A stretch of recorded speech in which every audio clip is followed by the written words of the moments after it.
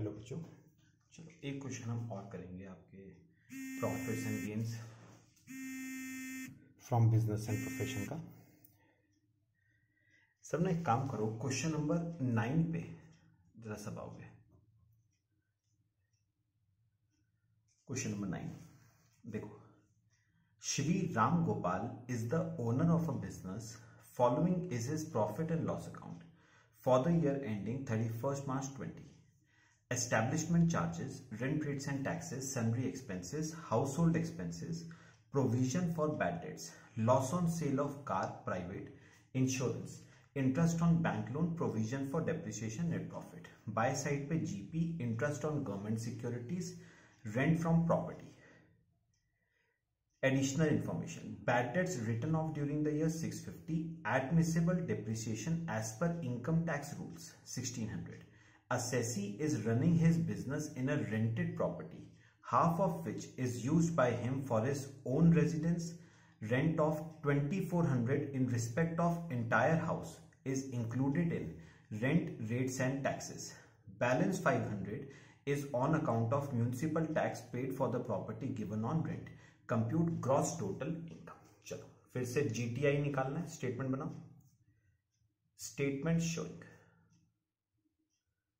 Gross total income. अच्छा, gross total income कैसे निकालते हो? पांचों हेड्स को ऐड अप करके।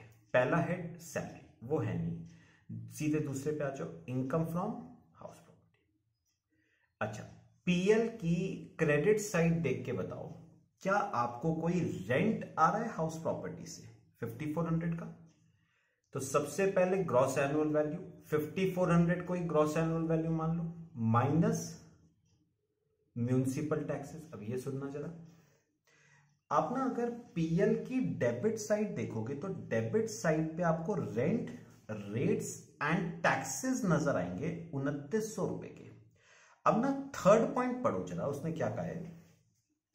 उसने कहा है assessee is running his business in a rented property, half of which is used by him for his own residence. यानी पता है वो क्या कह रहा है कि ना एक हाउस प्रॉपर्टी है,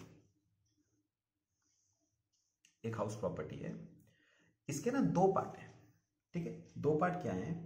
assessee is running his business in a rented property, half of which is owned by him for his own residence. सुनो, अब पता है हो क्या रखा है? असेसी ने ना एक पूरी एक हाउस प्रॉपर्टी किराए पे ले रखी है, जिसका वो किराया दे रहा है 2400 रुपए। बात समझना मेरी, अपनी हाउस प्रॉपर्टी तो उसने किराए पे दे रखी है, जहां से किराया 5400 आ रहा है, और एक दूसरी हाउस प्रॉपर्टी जो उसकी नहीं है, उसने किराए पे ले रखी है 2400 रुपए महीने पे, 2400 रुपए के रेंट पे। अब वो क्या कर रहा है? आधी प्रॉपर्टी को तो यूज कर रहा है अपने बिजनेस के लिए, और बाकी आधी को उसने क्या कर रखा है? Self occupied. ठीक है, ध्यान से सुना। अच्छा, अब मुझे एक बताओ, 2400 रुपए के रेंट में से इसका मतलब 1200 रुपए का रेंट तो हो गया बिजनेस के मुतल्लिक, और 1200 का हो गया उसके पर्सनल एक्सपेंस। आधी हाउस प्रॉपर्टी वो किस पर्पस के लिए यूज कर रहा था? अपने रहने के लिए, मतलब उसका पर्सनल एक्सपेंस है ना ये 1200। तो 2400 में से 1200 का खर्चा तो बिजनेस के मुतल्लिक हुआ, और 1200 का खर्चा पर्सनल हो गया उसका। चलो 2400 की बात हो गई। उसने कहा 2900 में से 2400 का तो रेंट हो गया, बचा 500।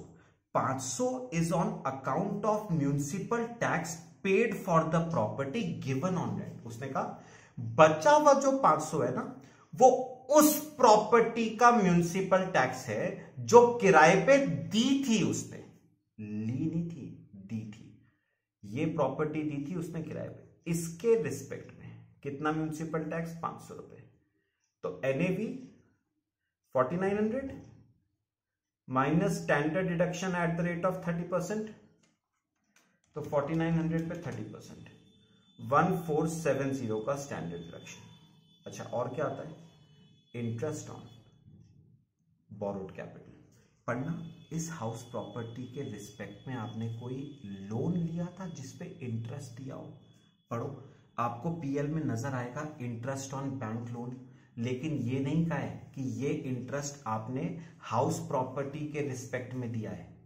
हो सकता है ये बैंक से ये लोन आपने बिजनेस के मुतल्लिक लिया हो, कुछ नहीं लिखा हुआ है तो मैं बिजनेस के मुतल्लिक मान रहा हूं इसे, तो हाउस प्रॉपर्टी के रिस्पेक्ट में नहीं है। 3430 लो, ये इनकम फ्रॉम हाउस प्रॉपर्टी आ गई। फिर आता है second head, profits and gains from business and profession. चलो वर्किंग नोट बना लो, profits and gains from business and profession. सबसे पहले मुझे बताओ नेट प्रॉफिट एज पर profit and loss account 31020 given है, एड, ठीक है, और यहां पर लिख लो लेस। चलो आ जाओ पीएल की डेबिट साइड पे आ जाओ। सबसे पहले दे रखे हैं एस्टैब्लिशमेंट चार्जेस। पढ़ना, कोई एडजस्टमेंट नहीं है, बिजनेस के मुतल्लिक है, कुछ करने की जरूरत नहीं है। रेंट रेट्स एंड टैक्सेस, अब ये मुझे बताना, मुझे बताओ 2900 रुपए का रेंट रेट्स एंड टैक्सेस है। इसमें से पहले ना रेंट की बात करते हैं, मुझे 2900 में से बताओ रेंट कितने का था। ये देखो अभी हमने किया था, 2900 में से मेरे को बताओ रेंट कितने का था। रेंट आपका 2400 रुपए का था, है ना। उसमें से बताओ कि बिजनेस के मुतल्लिक कितना था। बिजनेस के मुतल्लिक तो 1200 ही था ना, 1200 तो आपका पर्सनल था, जो पर्सनल वाला है वो ऐड कर दो। रेंट फॉर ओन रेजिडेंस 1200 रुपए। अच्छा एक बात और बताओ, ये तो हो गया रेंट का, 2900 रुपए में 500 रुपए का टैक्स भी है। मुझे बताओ ये टैक्स कौन सा टैक्स था? म्यूनिसिपल टैक्स, जो किस प्रॉपर्टी के रिस्पेक्ट में दिया था? जो आपने किराए पे दी थी, उसका डिडक्शन ऑलरेडी आपको हाउस प्रॉपर्टी हेड में मिल चुका है। और क्योंकि हाउस प्रॉपर्टी हेड में मिल चुका है तो यहां पर दोबारा नहीं मिलेगा। क्या करना पड़ेगा बताओ? ऐड बैक 500 रुपए। फिर सन्ड्री एक्सपेंसेस, कोई एडजस्टमेंट नहीं है, बिजनेस का खर्चा है, कुछ करने की जरूरत नहीं। हाउस होल्ड एक्सपेंसेस मतलब पर्सनल एक्सपेंसेस, इनका तो भूल जाओ, डिडक्शन नहीं मिलेगा आपको, ऐड बैक कर दो। पर्सनल एक्सपेंसेस का कहां मिलेगा आपको? 1880 रुपए। प्रोविजन फॉर बैड डेट्स, याद करो मैंने आपको कहा था प्रोविजन फॉर बैड डेट्स का कोई डिडक्शन नहीं मिलता। हां, अगर एक्चुअल में बैड डेट्स हो तो उनका डिडक्शन मिलता है। अब मुझे बताओ, आपने प्रोविजन बनाया 1200 का और नीचे पढ़ना एक्चुअल में बैड डेट्स हुए कितने के? 650 के। तो कितने रुपए का डिडक्शन मिलना चाहिए था? 650 का। आपने लिया कितने का? 1200 का। तो एक काम करता हूं, प्रोविजन तो ऐड बैक कर देता हूं 1200, है ना, और एक्चुअल बैड डेट माइनस कर देता हूं। भाई कायदे में डिडक्शन एक्चुअल का ही तो मिलेगा, प्रोविजन का तो डिडक्शन मिलता ही नहीं। फिर loss on sale of motor car private, private मतलब पर्सनल यूज के लिए है, और जब पर्सनल यूज के लिए तो पर्सनल एक्सपेंस हुआ, पर्सनल एक्सपेंस का तो डिडक्शन है ही नहीं, ऐड बैक करो। Loss on sale of car 1800 रुपए। इंश्योरेंस 2880, जिसमें से लाइफ इंश्योरेंस प्रीमियम है 1790 रुपए का। लाइफ इंश्योरेंस प्रीमियम आपका पर्सनल एक्सपेंस है, कोई डिडक्शन नहीं मिलेगा, ऐड बैक हो जाएगा 1790 रुपए। अच्छा, इंटरेस्ट ऑन बैंक लोन, मेरी बात सुनो, ये इंटरेस्ट ऑन बैंक लोन मैंने कहा था ना, हमने माना है कि ये लोन जो आपने लिया है ये बिजनेस के लिए लिया है, तो इंटरेस्ट ऑन बैंक लोन का डिडक्शन आपको मिल जाएगा क्योंकि बिजनेस के लिए, लेकिन subject to provisions of section 43B, मतलब इसका डिडक्शन मिलेगा पेमेंट बेसिस पे। तो 19-20 का इंटरेस्ट अगर 19-20 में पे कर दिया वेल एंड गुड, 19-20 में पे नहीं भी करा तो 19-20 की ड्यू डेट से पहले पहले दे दो, दे दिया तो डिडक्शन 19-20 में मिल जाएगा, नहीं तो नहीं मिलेगा। पढ़ना कुछ लिखा हुआ है नहीं, तो मान के चल रहे हैं ये पे हो गया है। एक लास्ट पॉइंट मैं आपसे डिस्कस कर लूं, सुनना मेरी बात। प्रोविजन फॉर डेप्रिसिएशन 6400, और नीचे पढ़ना एडमिसेबल डेप्रिसिएशन एज पर इनकम टैक्स रूल 1600। याद करो हमने डेप्रिसिएशन का सेक्शन 32 किया था और मैंने कहा था दो डेप्रिसिएशन होते हैं। एक तो वो डेप्रिसिएशन जो आप निकालते हो as per your accounting principles, है ना, और एक वो डेप जो हम निकालते हैं as per taxation.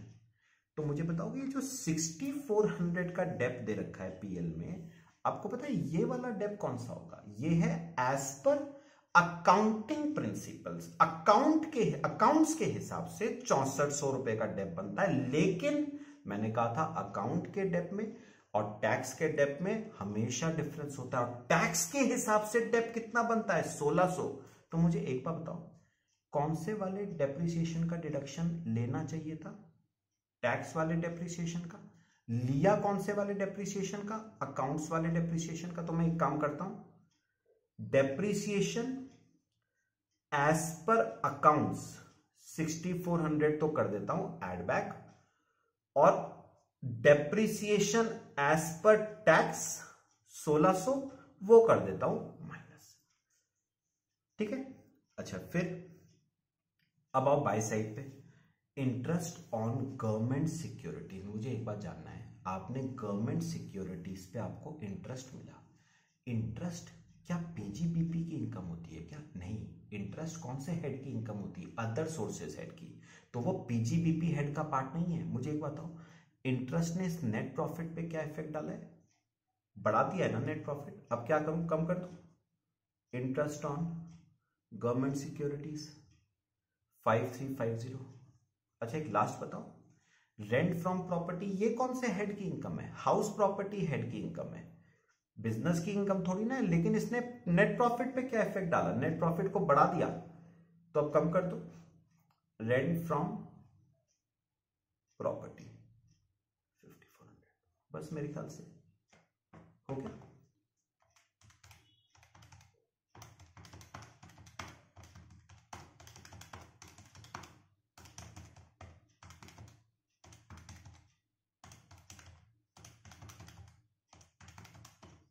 Three two 790। तो आपका प्रॉफिट आ गया 32790। चलो कंप्लीट करो अपनी ग्रॉस टोटल इनकम की स्टेटमेंट 32790। और बताओ कौन सा हेड है? कैपिटल गेन्स है नहीं, इनकम फ्रॉम अदर सोर्सेज, इसमें कौन सा इनकम आ जाएगी? इंटरेस्ट ऑन गवर्नमेंट सिक्योरिटीज कितने रुपए का? 5350। बस टोटल कर दो इसका 41570। ये आपका आ गया ग्रॉस टोटल। ठीक है, चलो आज यही दो क्वेश्चंस करेंगे। एक बार तसल्ली से ये दोनों क्वेश्चंस अपने आप प्रैक्टिस करो, सेक्शन वाइज। सेक्शन जरूर याद रखने की किस सेक्शन के हिसाब से ऐड हो रहा है, लेस हो रहा है, क्यों ऐड नहीं हो रहा है, क्यों लेस नहीं हो रहा है, ये ध्यान रखने हैं आपको चीजें। चलो बाकी हम नेक्स्ट लेक्चर में डिस्कस करते हैं। Thank you.